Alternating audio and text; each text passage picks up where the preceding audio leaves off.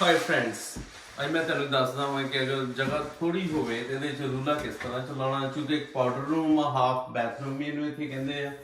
इहदे च रूला चलाउण वास्ते तुहानूं चाहीदा छोटा रूला, बड़ा रूला इहदे च कोई नहीं चलना है। और एक्सटेंडेबल तुहानूं चाहीदी है स्टिक, जिहड़ी खुल भी जावे ते बड़ी भी हो जावे। इहदे विच जरूरी है कि सानूं जदों रूले नूं असीं डिप करदे हां पेंट दे अंदर, ते इहनूं इस तरह चुक के इस तरह करके इनू सेंटर च स्टार्ट करना वा, इनू बिल्कुल उत्ते नहीं करना। अगर तुम उत्ते करोगे तो तुहानू फिर पेंट जिहड़ा उत्ते ले जाना औखा हो जाएगा, क्योंकि उत्ते पेंट बहुत ज्यादा हो जाएगा। हमेशा इनू सेंटर च ही इत्थों स्टार्ट करो ताकि अद्धा पेंट उत्ते चला जाए ते इहदा हाफ पेंट जिहड़ा वा ना वो थल्ले आ जाए। और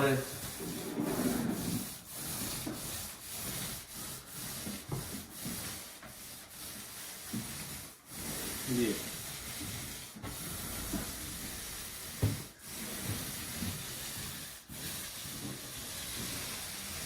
और मुनासिब पेंट मुनासिब जगह ते बहुत ज्यादा थिक पेंट भी अच्छा नहीं होंदा, क्योंकि फिर बाद विच ना यानी तिबके उहदे बन जाते हैं, रंज आ जाते हैं उहदे ते वाल ते। इस तो एहतियात करनी है। दूसरा, जिस तरह यह जगह इस तो भी छोटी है इस वक्त, इहदे च पेंट करन वास्ते असीं रूले नूं उसे तरह ही पेंट लगा के इत्थों ही शुरू करना वा। लेकिन इहदे विच तुसीं इस तरह करना वा कि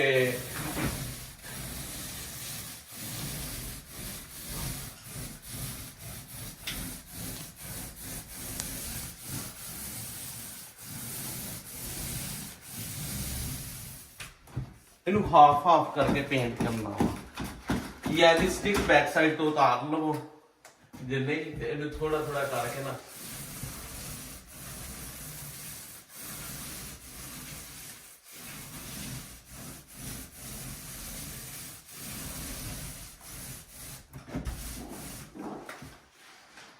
या इनू उतार, अगर नहीं उतारना चाहते हैं तुसीं इनू फिर इस तरह कर लो।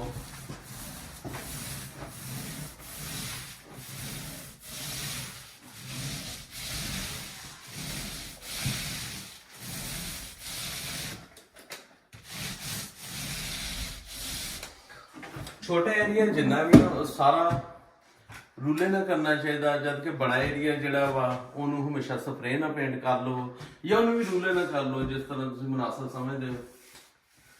ते यही इहदी टेक्नीक आ। जिस तरह असीं पेंट करांगे उस तरह तुहानूं इन्फॉर्मेशन दे दांगे। और उम्मीद है तुहाडे वास्ते अच्छी साबित होएगी और तुसीं अपना एक बिजनेस स्टार्ट कर सकदे हैं। Thanks for watching.